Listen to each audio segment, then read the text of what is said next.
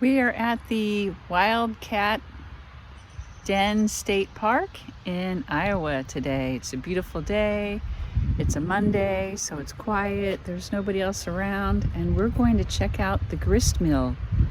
This is a very beautiful location with lots of interesting history. So let's go take a look.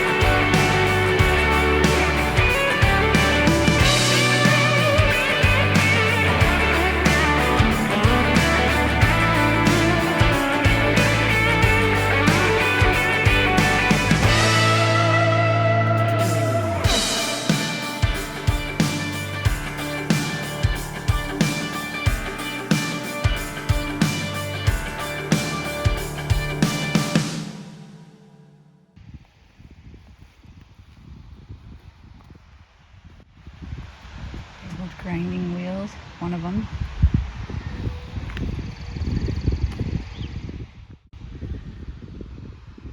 So they have some information here. The mill used both water power from the creek and a steam engine. And there was a water turbine down in the basement that powered the mill. So when the water was low, a boiler and a steam engine in the basement would power the mill. And they've both been restored, the turbine and the steam engine.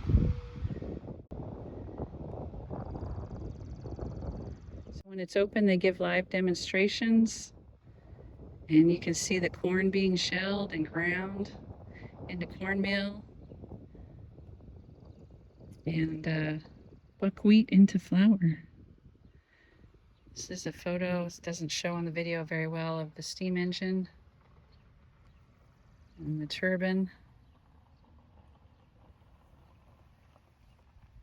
And this photo shows when it was in operation, all the steam coming out of the engine's exhaust.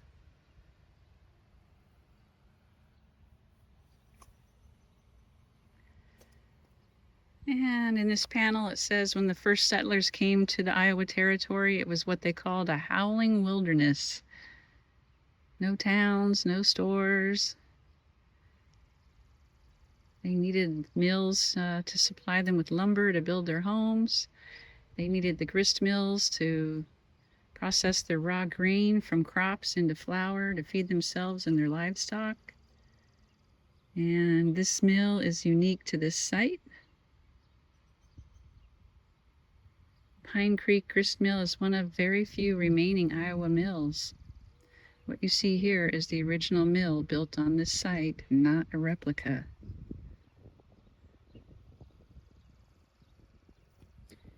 Benjamin Nye came to Pine Creek in 1834. He was the first white settler in Muscatine County. After establishing his own farm, he built a primitive sawmill on the creek to supply the area's settlers with lumber to build their homes. Seeing their need for a grist mill, he added a set of millstones to his sawmill and in 1848 started construction of the mill that we see today. The mill was completed and Nye placed it in operation in 1850. It originally had 3 runs of millstones and was powered by an overshot water wheel located inside the mill in the basement. Nye died in a fight with his ex-son-in-law in 1852. Several others owned and operated the mill afterwards.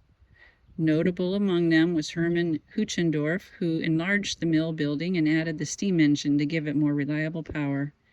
He also modernized the machinery in the late 1890s. In 1893, the Missel family purchased the mill. Besides manufacturing bread flour, cornmeal, buckwheat, and rye flour, they also ground feed for the area's farmers. In 1927, the state of Iowa purchased the mill from the Missel family and incorporated it into Wildcat Den State Park. And the bridge. In 1877, the owners of Pine Mills, Hermann Huchendorf, and his financial partner, Beasley, modernized their mill business by installing new process milling technology. The millers could then create the highest quality and whitest flour called the patent flour, which was extremely desirable by housewives because the bright white color equated to clean flour. For the machinery to work, though, the owners had to build a new dam and install a steam engine. New technologies brought an increase in roadway development and bridges in order to move livestock and crops to local railroad depots, and Beasley could not. It remained a serious problem at Pine Mills. The old wooden bridge over Pine Creek had rotted away, and this bridge provided the only east access to the mill.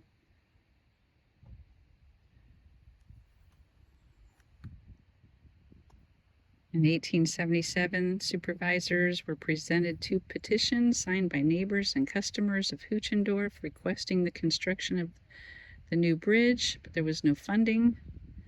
Finally, in 1878, the Wrought Iron Bridge Company of Canton, Ohio, was contracted to build the bridge and was completed by the end of the year. This type of bridge was very popular at the time.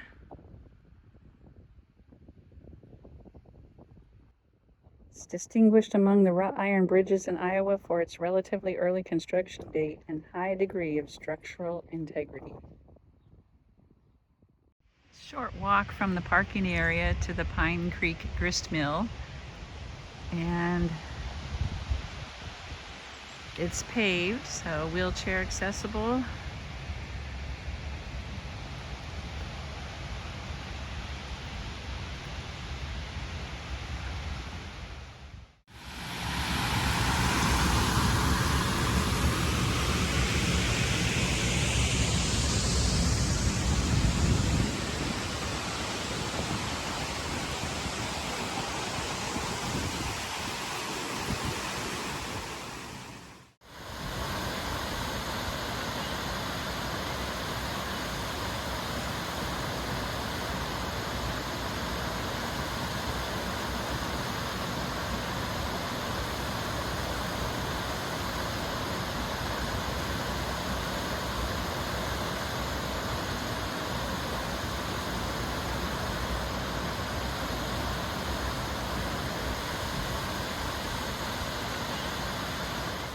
So this is just one interesting thing to do while you're at Wildcat Den State Park.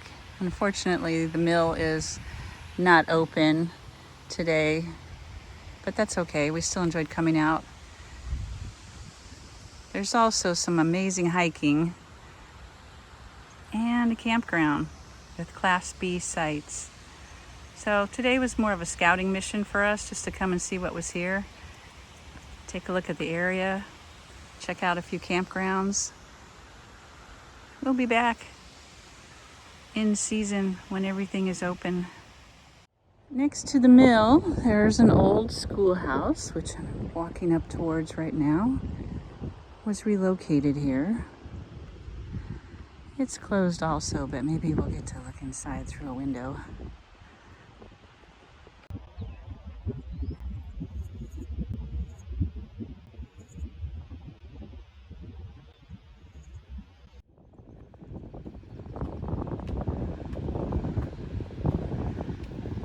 No windows. Everything's closed up.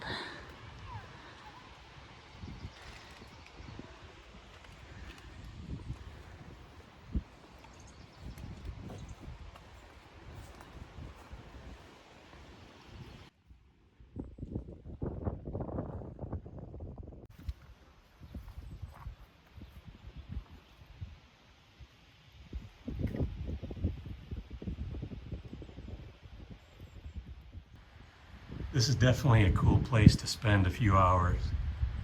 They got a nice covered picnic area right here. Over there they've got a playground for the kids. They got bathrooms right there. But you can get in the water down there. You can go exploring. So really, you could definitely come here for a few hours and enjoy yourself. I would recommend it.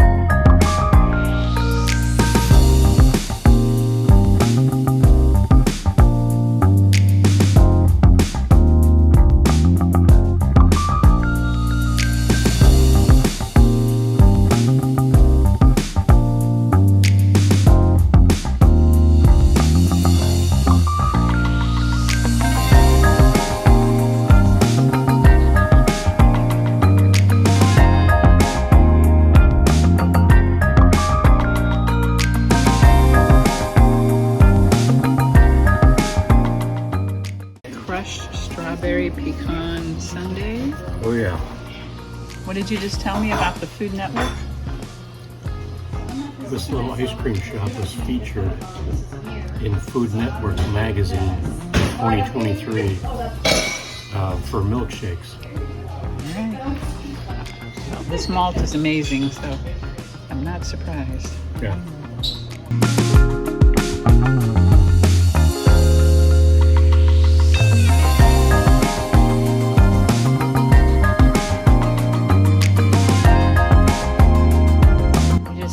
Stop in Wilton, Iowa at the Candy Kitchen and had lunch and dessert. It was so good. I had a chocolate malt and Dan had a crushed strawberry pecan sundae. This place has been around for about 160 years. It is a step back in time, an old-fashioned ice cream parlor. It's really cool inside.